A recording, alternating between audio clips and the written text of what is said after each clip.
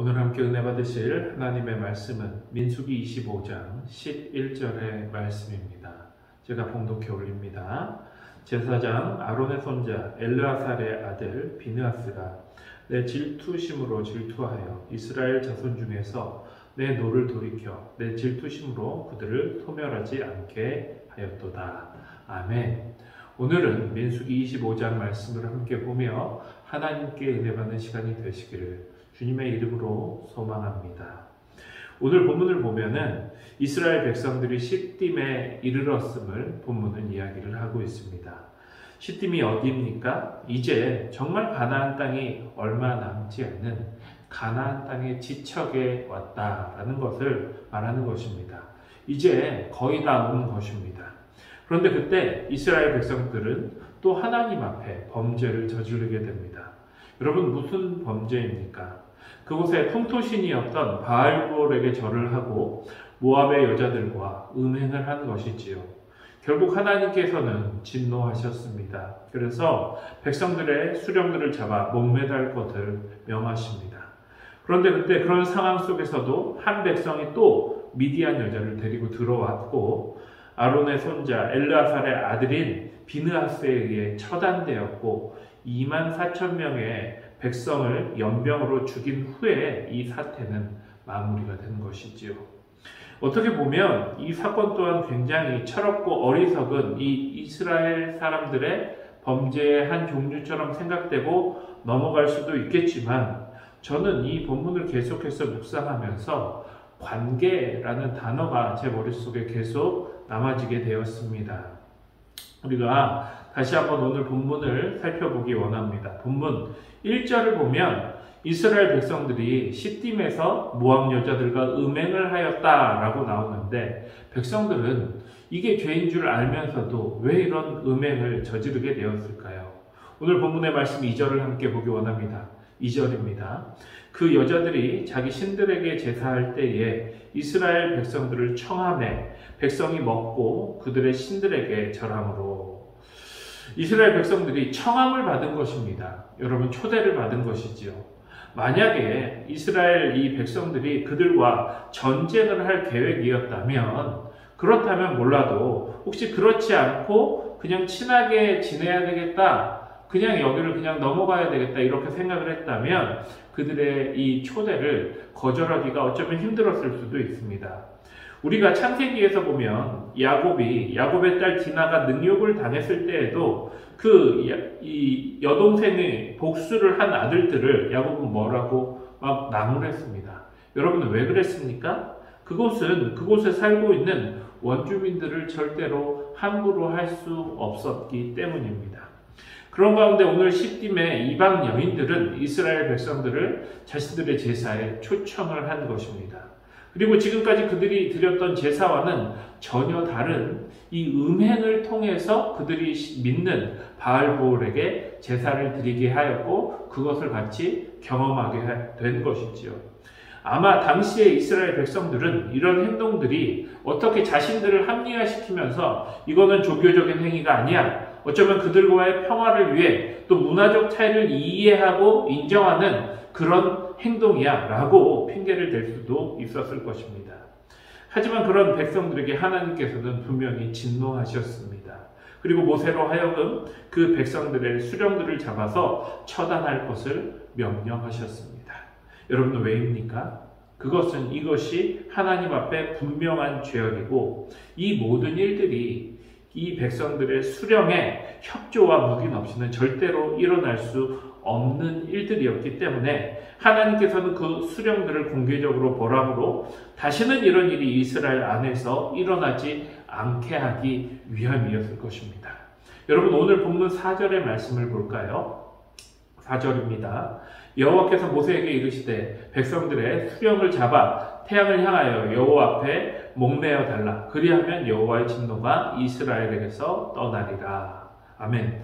여러분, 분명히 하나님께서는 이렇게 말씀하셨어요. 그런데 모세는 그 하나님의 말씀을 듣고 이렇게 이야기합니다. 5절의 말씀입니다. 모세가 이스라엘 재판관들에게 이르되 너희는 각각 바알부올에게 가담한 사람들을 죽이라 하니라. 여러분, 분명 하나님께서는 수령들을 죽여라 이렇게 말씀을 하셨는데 모세는 가담한 자들을 죽여라 이렇게 명을 합니다. 여러분, 왜일까요? 왜 이런 명령을 하였을까요? 여기서도 여러분 관계적인 이유가 있는 것입니다. 아무리 이 지도자인 모세라 하더라도 이 이스라엘을 이끌어 나아감에 있어 그 수령들을 처형한다는 것 쉬운 일이 아니었기 때문입니다. 일반 백성과는 달리 수령들은 힘 있는 사람들이었기 때문입니다. 그래서 모세는요, 수령들이 아니라 가담한 사람들을 처형하라 이렇게 이야기하고 있는 것이죠. 어떻게 보면 이것 또한 현실과 타협하고 있는 모습이다라고 할 수 있는 것입니다. 하지만 그때 미디안의 여인을 데려온 한 남성이 등장을 하고 이 제사장의 손자 엘르아살의 아들 이 비느하스는 그 여자를 죽임으로 이 하나님의 진노는 거치게 됩니다. 여러분, 왜 이런 일이 일어났을까요?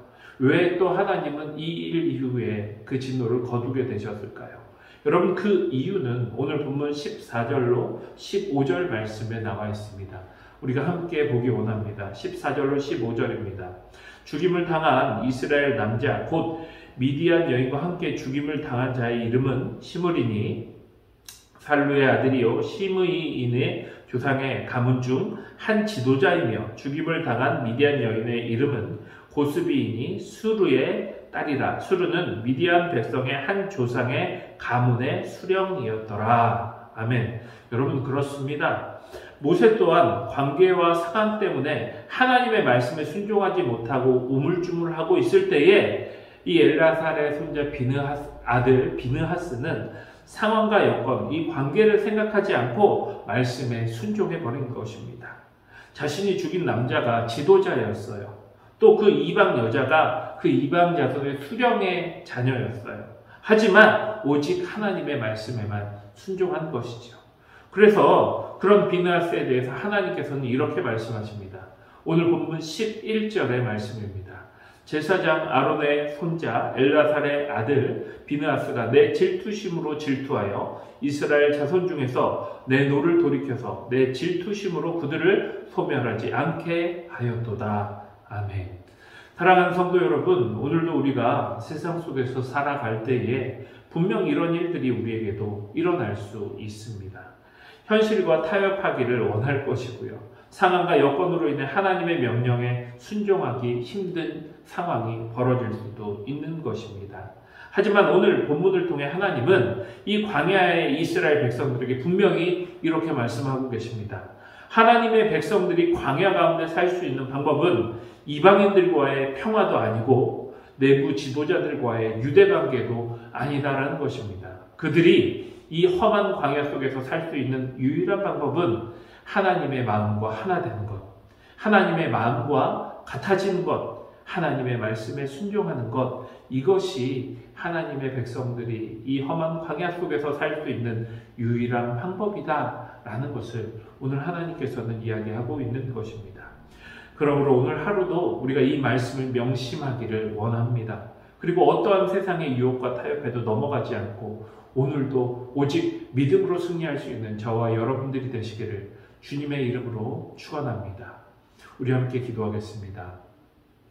사랑의 하나님, 감사를 드립니다. 아버지, 오늘 말씀을 통해서 아버지, 우리 하나님의 자녀들이 살 수 있는 방법은 그 무엇도 아니고 하나님의 마음과 하나 되는 것, 하나님의 말씀에 순종하는 것임을 다시 한번 깨닫게 되었습니다. 아버지, 우리가 오늘도 나아갈 세상이 아무리 험하고 아버지, 우리가 얼마나 타협하기를 원하고 있을지 몰라도 그래도 하나님 결단하게 하여 주시옵소서. 오직 하나님의 백성들은 하나님의 방법으로만, 하나님의 말씀으로만 살아갈 수 있도록 함께하여 주시옵소서. 그래서 우리 성도님들이 하나님의 말씀으로 순종하며 살아나아가며 오늘도 믿음으로 승리할 수 있는 저와 우리 성도님들이 될 수 있도록 주님 역사하여 주시옵소서. 이 모든 말씀 살아계신 예수님의 이름으로 기도드립니다.